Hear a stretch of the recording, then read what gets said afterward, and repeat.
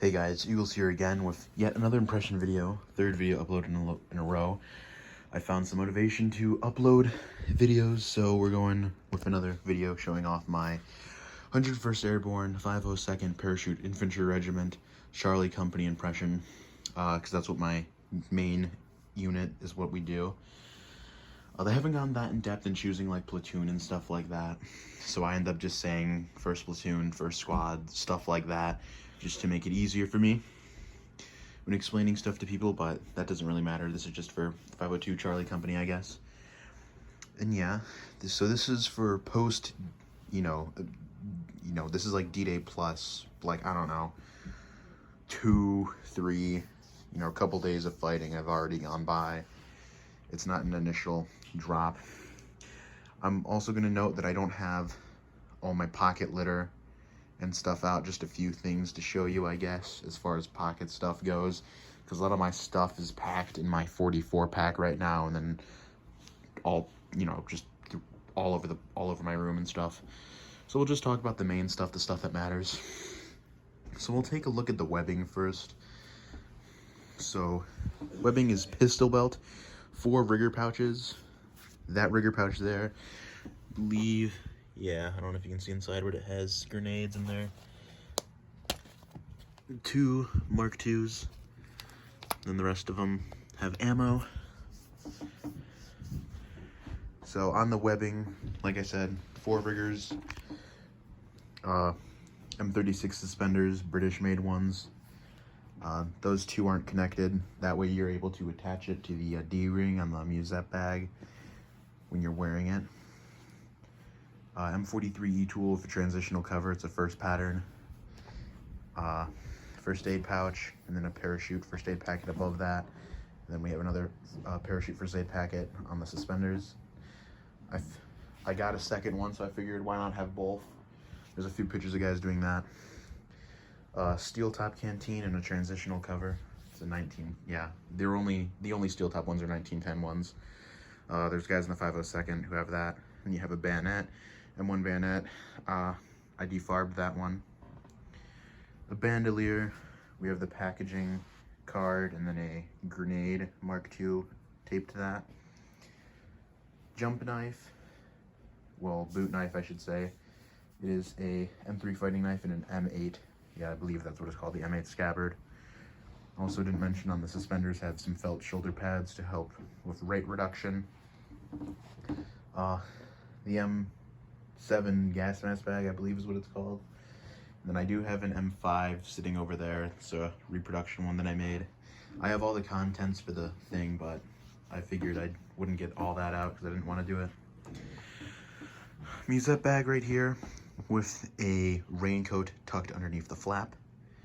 And then some jump rope, let down rope, whatever the fuck you want to call it. I like to call I don't know, they're not necessarily jump gloves, but that's what pretty much everyone calls them because, paratroopers had them and, very famous, I guess. But because of the stitching, the 3 stitching on them, I like to call them Mickey Mouse gloves. So I have my Mickey Mouse gloves. Original, I believe this is a Superior Magneto wrist compass. Yeah, I also have a Taylor one as well. This one's a wartime production one. The correct K-ration box. This is an earlier one. The other type that you could use is the one with like a bunch of writing on the front. That's also gray. None of that morale box BS. And paratroopers only had 1 ration with them. That was supposed to last them 3 days. They didn't jump with 3. Like, you're not gonna fit 3 of those in there because that's gonna take up your space for other stuff. So yeah, of course, your cricket. This is one of the repros made by the actual company that made them. Then just 2 language guides. I have a French one and then a phrase book. And that's as in-depth as pocket litter that I got out goes. But I do have more actual stuff to fill pockets. Move over to the uniform, I guess. We have jump boots. These are Corcoran ones I got them before they stopped making them. Nice and broken in. I have blousing bands on them. That way, when I go to use them and I need my blousing bands, It just makes it easier for me to, you know, not lose my blousing band, so I just keep them on my boots like that. Up here, your M42 jumpsuit that has been CC2'd. This one I've had for about 3 years now. CC2'd for maybe 2. She sure has had a beating. Get your eagle on there. Then on the right sleeve is a gas brassard that has been torn. I wore it and it tore naturally at an event. That's the best way to get a, you know, worn gas brassard look. And then on the right is also an identification cord, because 1st Battalion had it on the right. Yeah, on their right sleeve. 2nd had it on the left, and then 3rd wore a white scarf. And speaking of scarves, I don't have a pair of scarf. I'm trying to get out of doing that stuff because literally everyone has one and it's very overdone. I believe if it's done in limited numbers, it looks good. But I have this scarf that I cut from an old t-shirt that I use in like all my impressions, and I really like it.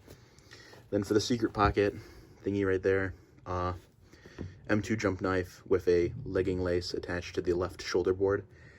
Also, typically I would put a spoon or something in the pockets here, but again, I didn't want to get all my stuff out. So, no spoon. Moving on to the jump pants right here.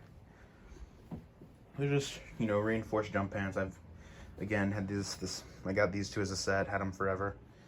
Enlisted man's belt. Typically I use an officer's belt, but right now that's on my wool pants. Had quite a beating.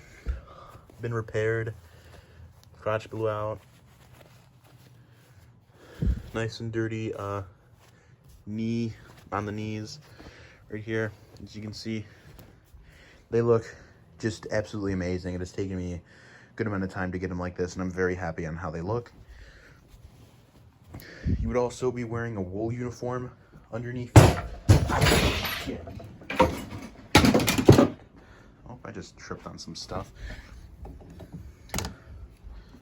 My flashlight fell. I hope that didn't break because that's an original. When recording videos, always be mindful of your space. I hope you get a good laugh out of that. That was not planned. Ow. Ah, damn it.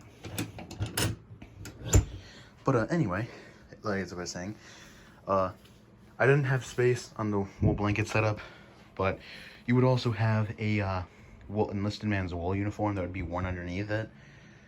I do have it. It's in my closet right now. But a lot of the events that I go to in America, like pretty much all the D-Day events are in the summer, and summer in America, especially in the Midwest, like Michigan, Ohio, Illinois, which is where I do a lot of my events, it is very hot. So at the most, I'll wear a wool shirt, and if it is too hot, I'll end up just wearing like a t-shirt or something, which is another thing. I don't have the correct World War II tank tops yet. I still have just a white t-shirt. What's it called? Pretty much all the good repro makers are out of the tank tops, so until they're back in stock, I won't be able to get them. But I do have correct socks, correct boxers, and that kind of stuff. So, yeah. Anyway, enough of that rant. Moving over here, we have a Jeep cap to be worn underneath the helmet because it was kind of cold in Normandy at the time, especially when they were jumping at night. I think it was like, I don't know, maybe like 10 degrees in the plane. I'm probably wrong on that number, so don't take that one seriously. And of course, the famed paratrooper's helmet, the heart markings for the 502, scrim. We got a World War II liner in here, pinup girl, very nice. It is an M1C because it is a swivel bail. But you see guys with swivel bail, fixed bail, D bail, and there's even one example of some sort of whack modification where someone took the D clip thingy on the mess kit and welded it to the helmet. But there's only like one example of that I've seen. That's from a friend's book that he showed me. And yeah, that's pretty much the impression. But I just realized I forgot 2 things. The majority of the time when I go and do stuff with my unit, they end up putting me on the machine gun team. So this is an example of webbing for ammunition bearer, which is the which is the third guy in the machine gun team. And for that reason, I have a GP bag with a 30 cal can in it. And then the final thing, I guess saved best for last. I can't believe I went right over it. Not my feet, but my M1. We have the correct lock bars on it. I believe it's a Type 2. Correct trigger guard. One thing that I do need to fix though is the correct World War II gas plug. That's not my biggest concern right now. I can get one for like, I don't know, $16 to $18 and probably $20 total for shipping. But yeah, that's pretty much it. She works really nice. I have not yet to name her. Inside of her, very great rifle. Set her down. So yeah, that is my impression. Sorry for not going in depth with the pocket litter. I just don't have any motivation to get that stuff out. But if you go check my other videos, like pretty much all the pocket litter and stuff that I have in those videos is like the same that I use for here. The only like things that are different for paratroopers and very special for them, especially for D-Day stuff, is the cricket, and then the your cricket gas mask bag, and then what's it called, wrist compass, and then jump rope. Those are really the only things that are like different out of the impression, I guess, and other stuff that I've done. But yeah, that is my overview of it. If you have any questions, comments, concerns, feel free to leave a comment. Like the video if you liked it, and also subscribe. That'd be really cool. Anyway, that's all I've got for you in this video. Eagles out.